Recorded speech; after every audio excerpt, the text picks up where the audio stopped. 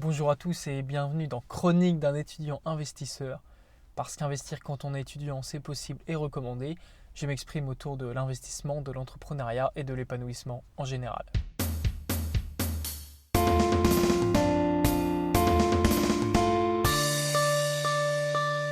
Je suis extrêmement content de vous retrouver pour ce troisième épisode de ce podcast. Et aujourd'hui, j'ai envie de parler de plein de choses. Notamment donc de l'investissement immobilier pour ceux qui débutent, pourquoi l'immobilier, puis on va un petit peu revenir sur mon parcours. Et puis donc également, j'ai pris en compte vos retours, j'ai fait un petit sondage sur Instagram. D'ailleurs, n'hésitez pas à aller me suivre, Grégoire _Plo sur Instagram. Vraiment, votre soutien fait extrêmement plaisir. Et donc, j'ai demandé combien de temps à peu près vous voulez que dure un podcast. Il y a eu beaucoup de réponses et on est aux alentours de 15, 20, 25 minutes. Donc pour ce podcast-là, on va essayer d'être autour de 15 minutes, voilà, quelque chose comme ça, 15-20 minutes. Comme ça, c'est un peu plus court. Je pense qu'il y a beaucoup de personnes qui pourront regarder de façon un peu plus simple. Et puis, donc, on attaque tout de suite le sujet. Donc, l'investissement immobilier, mais avant ça, je voulais revenir un petit peu sur mon parcours. Comme ça, vous allez bien comprendre comment j'ai pu évoluer. Parce que l'investissement immobilier, au départ, je ne comprenais pas à quoi ça servait. Je ne voyais pas l'avantage que cela avait entre mettre 100 000 euros en bourse et avoir 10% par an ou mettre 100 000 euros en immobilier et avoir aussi 10%. Je ne voyais pas l'intérêt, sachant que dans l'immobilier, on a des risques réels, si on peut dire. C'est-à-dire, il faut trouver des locataires, il faut faire des visites, il faut trouver des artisans, faire des travaux, il faut être là pour répondre aux besoins des locataires, il faut s'occuper de plein de choses qui sont réelles, c'est-à-dire le notaire, c'est-à-dire les artisans, faire les baux. Donc, tout ça pour dire que je ne voyais pas vraiment l'intérêt entre un 10% dans l'immobilier et un 10% en bourse. Pourquoi on irait se tourner vers de la pierre, même si je sais que c'était l'investissement préféré des Français.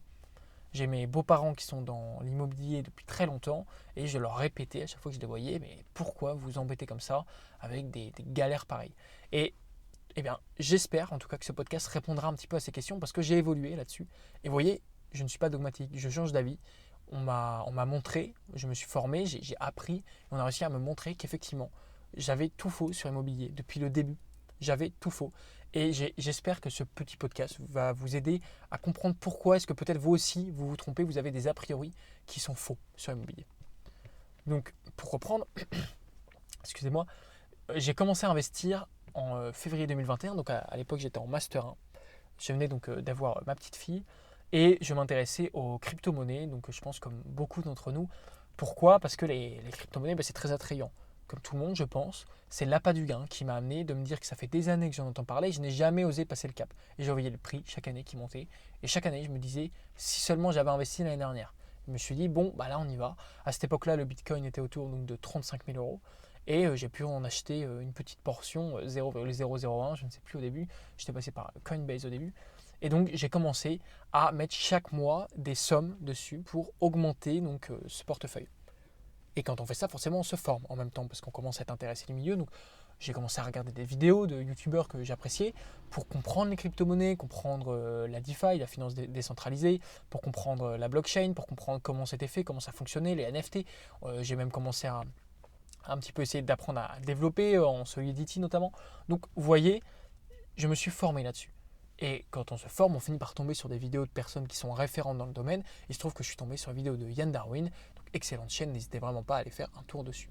Et donc, par, on va dire, ce biais-là, ce chemin-là des crypto-monnaies, en tombant sur cette chaîne, j'ai été amené à visionner d'autres vidéos et c'est comme ça que j'ai découvert la bourse notamment. Donc vous voyez, c'est un petit peu le chemin, on va dire, normal, le chemin type peut-être d'un investisseur en crypto-monnaie débutant, c'est les crypto-monnaies, puis il va découvrir la bourse, et puis par la suite il va découvrir l'immobilier. Et c'est exactement le chemin que j'ai suivi. Et donc j'ai découvert la bourse, j'ai découvert que c'était un excellent moyen de se diversifier, de diminuer son risque, tout en mettant sur des valeurs qui sont stables, enfin qui sont stables en tout cas, qui sont croissantes dans le temps, parce que je vous l'avais redit je crois dans le podcast dernier, mais si on prend le S&P 500 ou le Nasdaq sur les 60 dernières années, globalement ça fait 10% par an. Donc quand on investit dans un ETF qui reproduit donc, ce qu'on appelle des ETF trackers, qui reproduit donc la performance d'un indice, notamment donc, le S&P 500 ou le Nasdaq, on va donc, c'est comme si on possédait une plus petite part des 500 plus grosses entreprises américaines pour le S&P 500. Et donc, forcément, on lisse son risque. Parce que même si une entreprise se pète la gueule, il y en a toujours 499 autres qui, globalement, sont en croissance. Pourquoi? Parce que c'est le monde dans lequel on est. Globalement, on a tendance à être en croissance. Donc, c'est comme ça un petit peu que j'ai découvert la bourse, que j'ai pu commencer à ouvrir un compte titre donc, dans ma banque en ligne. Et que pourquoi un compte titre? Parce que je voulais vraiment à tout prix avoir des actions américaines aussi dans le lot. Et j'ai commencé à investir petit à petit également, à faire une allocation d'actifs, on appelait ça. Donc chaque mois, je mettais un petit peu en crypto-monnaie, un petit peu en bourse, et j'ai commencé à faire de l'argent. Parce qu'on le sait bien, l'année dernière, voilà, c'était très propice. Il y a eu des pourcentages fous qui ont été faits sur les indices, sur le CAC 40, sur le VIX. Non, pas le VIX, n'importe quoi. Excusez-moi, comment on appelle ça? L'Eurostoxx 50, etc., etc. Donc ça a été assez facile, on va dire, de commencer à faire de l'argent. Et je pense que vous le savez, un investisseur, quand il commence à faire de l'argent, c'est qu'il se dit que ça marche. Il se dit que purée, c'est fou. Effectivement, pourquoi tout le monde ne fait pas comme ça? Et là, à ce moment-là, j'entends parler d'immobilier. Je me dis, mais l'immobilier, mais encore une fois, regarde mes crypto-monnaies. Moi, j'ai fait 40-50% très facilement, alors que j'étais même pas en levier, j'étais en spot. Donc ça veut dire que je n'investissais pas avec des multiplicateurs. Je me contentais juste d'acheter et de revendre, ou juste d'acheter et de faire grossir un compte. Donc bien sûr, c'était des profits non réalisés. Et d'ailleurs, j'ai peut-être eu un peu de mal, étant débutant, à réaliser mes profits. Toujours est-il que quand on voit x2 sur son portefeuille, qu'on en a mis 2000 et qu'il y en a 4000, voilà, on commence à peut-être effectivement prendre la grosse tête et à se dire ça y est, je suis plus fort que tout le monde, quoi. C'était une erreur que j'ai faite. Parce qu'effectivement, dans un marché qui monte, dans un bull run, c'est assez facile de faire de l'argent et même le plus nul du monde y arrive. Donc voilà, je pense que j'avais un petit peu cette optique-là de me dire pourquoi est-ce qu'on irait s'embêter avec de l'immobilier? Pourquoi, si j'ai 100 000 euros, mais que je les place en crypto, je fais une allocation un petit peu en bourse, un petit peu en crypto, puis même si je veux un peu me risquer à l'immobilier, je vais peut-être acheter par le biais de SCPI ou de choses comme ça. Donc pourquoi est-ce que je me prendrais la tête? Où il y a des ETF aussi qui vont investir, qui vont reproduire, on va dire, la performance de l'immobilier, que ce soit en France ou dans le monde. Donc pourquoi est-ce que j'irais m'embêter à aller faire des visites? Alors moi, vous voyez, c'est un peu le type d'investisseur crypto qui finalement est bien derrière son écran. Parce que c'est assez rassurant, quoi. On est là et on gère. On sait que finalement, on n'a même pas besoin de sortir dehors. On tape sur un clavier et puis on fait de l'argent. Et donc, c'est parfois assez effrayant de se dire, mais pourquoi en fait j'irais sortir de ma zone de confort, j'irai faire des visites, trouver des artisans et tout ça. Eh bien, je pense que le vrai problème que j'avais, c'est que je n'avais pas compris l'importance du crédit.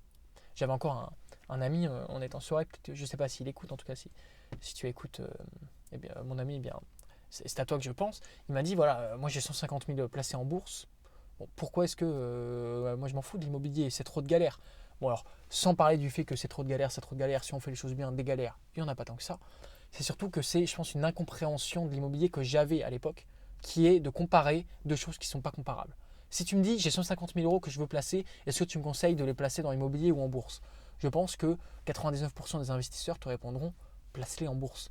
Parce qu'effectivement, tu dis 10%, même plus, tu peux en faire en bourse.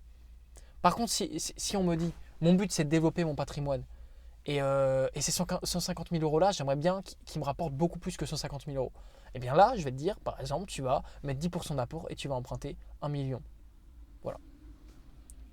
C'est ça en fait aujourd'hui l'immobilier. C'est de dire, l'argent que je possède, même d'ailleurs sur un compte titre, sur un PEA, il va pouvoir me permettre d'emprunter encore plus. Et qu'est-ce que c'est l'emprunt? C'est tout simplement la banque qui te dit, je te donne de l'argent, tu vas me le rendre. Sauf que c'est pas toi qui vas le rendre, c'est les locataires.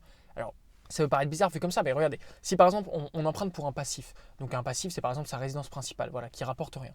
Bon, j'emprunte 200 000 euros pour ma résidence principale, effectivement ces 200 000 euros là, je vais devoir les rendre à la banque.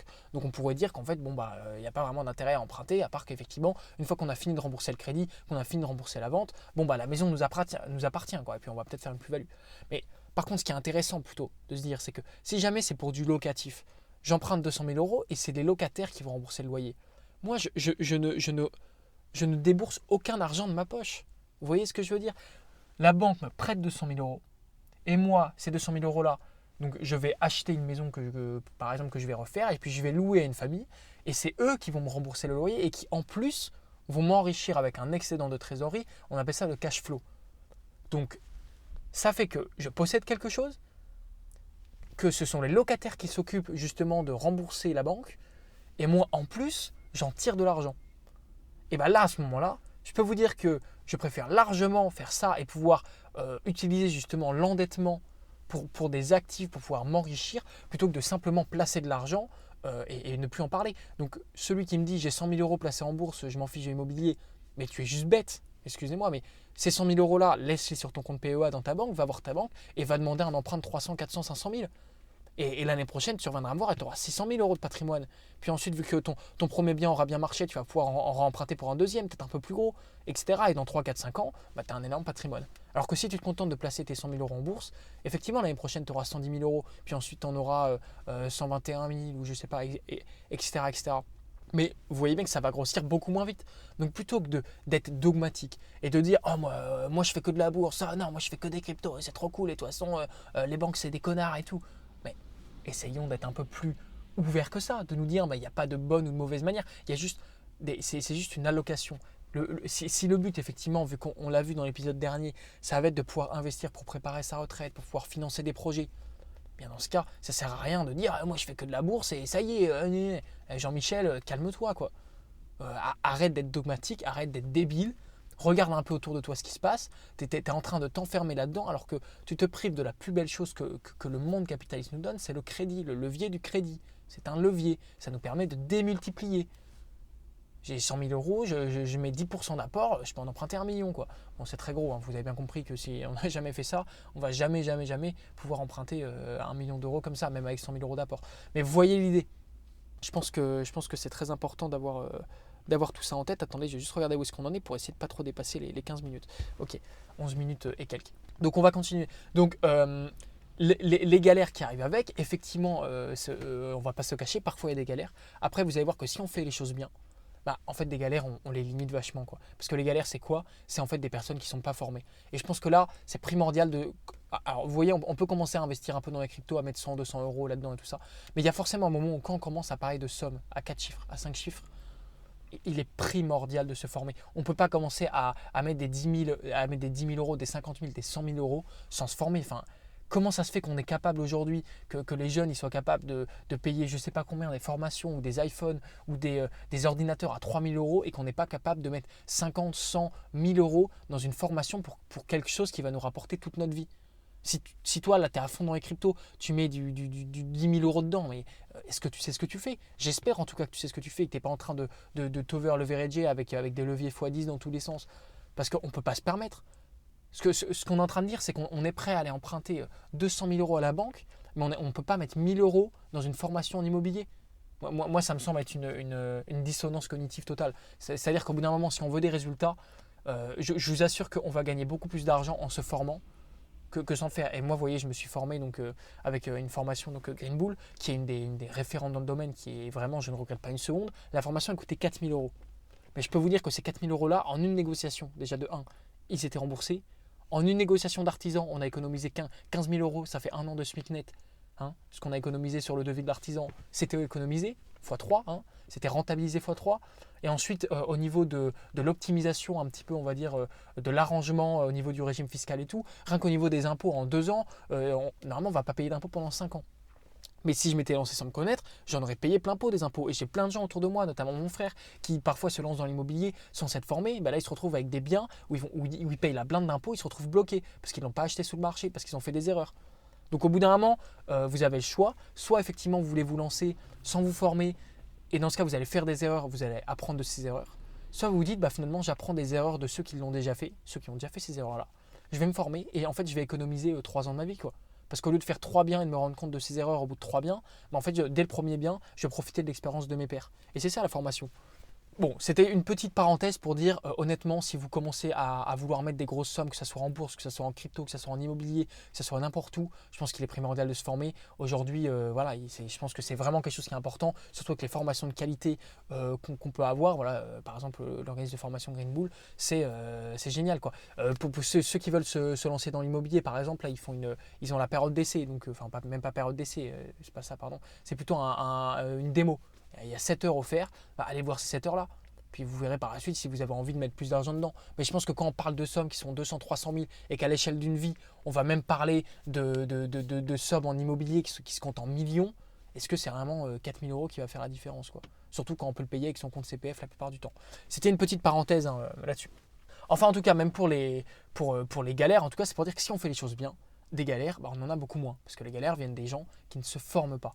Donc déjà, il y en a moins. Ensuite, effectivement, il y a un risque. De l'autre côté, l'immobilier, ça répond aussi à un besoin qui est primaire, celui d'avoir un toit au-dessus de sa tête. Et effectivement, peut-être qu'il y a des galères, mais d'un autre côté, l'immobilier, je pense que ça ne s'arrêtera jamais. Un immeuble sur les Champs-Élysées, une boutique aux Champs-Élysées, je pense qu'il peut avoir le crack immobilier que vous voudrez, ça revaudra toujours aussi cher et ça remontera toujours. Et d'ailleurs, vous verrez que quand il y a un crack, les premiers à acheter, c'est les gros investisseurs qui profitent des soldes pour augmenter leur parc immobilier. Parce que les personnes auront toujours besoin d'un toit au-dessus de leur tête. Et que depuis la nuit des temps, depuis qu'on vit dans des grottes, depuis qu'on fait des huttes avec de la terre battue ou qu'on a commencé à tailler les pierres pour se créer des maisons, on a eu besoin d'un toit au-dessus de notre tête. Donc c'est fondamental et les gens en auront toujours besoin. Vous voyez, c'est peut-être différent. Vous me dites j'investis dans les voitures, peut-être que dans 20 ans, il n'y aura plus de voitures parce qu'effectivement, on sera passé à de nouveaux véhicules ou alors il y aura des politiques environnementales qui feront qu'il n'y aura plus de voitures. Mais des maisons, il y en aura toujours. Elles vont évoluer, les matériaux évoluent, les techniques de construction évoluent, les localisations évoluent. Mais tout le monde aura toujours besoin d'une maison.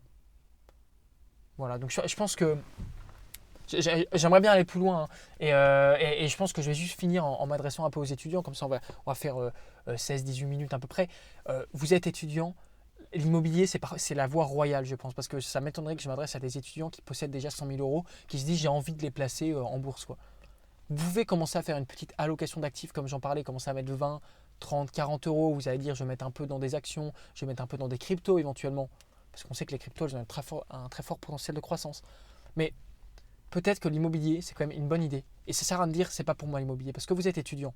Si vous êtes en alternance, si vous avez un petit boulot que vous gagnez, ne serait-ce que 900 euros par mois, par exemple, 900 000 euros par mois, on va prendre 35% de taux d'endettement, ça fait 350 euros. 350 euros, donc x 10, ça fait 3500. Donc ça fait environ 4000 et quelques euros par an que vous gagnez. On va dire si on prend en compte 35% de taux d'endettement. Maintenant, si on multiplie par 20, ça va nous donner 80 000 euros environ. Donc, ça veut dire que, en tant qu'étudiant, avec votre salaire, vous pouvez emprunter jusqu'à 80 000 euros. Sans compter si vous avez un peu d'apport de côté, ou si jamais vous investissez avec quelqu'un d'autre, ou si jamais vous attendez encore un peu plus. Mais dès maintenant, vous pouvez investir 80 000 euros si vous êtes étudiant, avec le peu que vous gagnez, voire même plus, vous allez voir. Parce que la banque se permet, parfois, si vous avez justement une bonne tenue de compte, s'ils voient que vous êtes un client sérieux, que vous n'êtes pas à découvert tous les mois, ils vont même pouvoir vous prêter plus et aller plus loin que ces 35% de taux d'endettement. Eh bien, 80 000 euros, dans la plupart des villes, ça va être des studios, des T2, des T3. Enfin, non, pardon, pas dans la plupart des villes, mais en tout cas au moins un studio. Après, dans des villages, vous allez pouvoir acquérir des choses beaucoup plus. Enfin, 80 000 euros dans des villages, parfois vous avez des maisons entières, quoi, avec des travaux. Donc, prenez en compte et dites-vous, en fait, aujourd'hui, je peux faire 80 000 euros. Je peux investir à 80 000 euros. Et une fois que j'aurai fait ce premier investissement, ce petit studio qui sera loué, qui va me rapporter de l'argent, je pourrai en faire un deuxième, et puis un troisième. Donc, arrêtons de croire que c'est pour les autres, que c'est pour plus tard. Aujourd'hui, vous pouvez, si vous le souhaitez, si vous donnez les moyens de le faire, commencer à investir. Et je pense qu'on va s'arrêter là-dessus. Ouais, on va s'arrêter là-dessus. D'accord, c'est bien. Je ne sais pas parler. Bon, voilà, c'est tout comme ça. On va, je pense, s'arrêter là-dessus. Et puis, n'hésitez pas, en tout cas, à me dire dans les commentaires un petit peu ce que vous en pensez. Voilà, tout ça pour redire, c'est possible. C'est possible, c'est même recommandé, c'est même nécessaire de commencer à investir. Si vous le souhaitez, vous le voyez, oui, même en étant étudiant, on peut commencer. Donc, même si vous diversifiez encore plus vos sources de revenus avec un petit job à côté, avec une petite auto-entreprise, voilà, ça peut vraiment commencer à être sympa. Et puis, je pense qu'on ira donc un peu plus loin dans les prochains épisodes sur peut-être la bourse, sur peut-être d'autres choses. N'hésitez pas aussi à me dire en commentaire. Tiens, ceux qui ont écouté jusque-là, écrivez ticket de caisse en commentaire. Voilà. Écrivez ticket de caisse, ça montrera un peu ceux qui écoutent jusqu'au bout. Et puis en tout cas, dites-moi aussi en commentaire un peu près ce dont vous voulez qu'on parle plus tard. Il commence à pleuvoir, il est temps d'aller au travail. Donc merci à tous encore une fois pour ce 3e épisode, ça fait extrêmement plaisir d'enregistrer ces podcasts, j'espère que ça vous aide. Lâchez un petit j'aime, un petit commentaire et puis je vous dis à la prochaine, c'était Grégoire.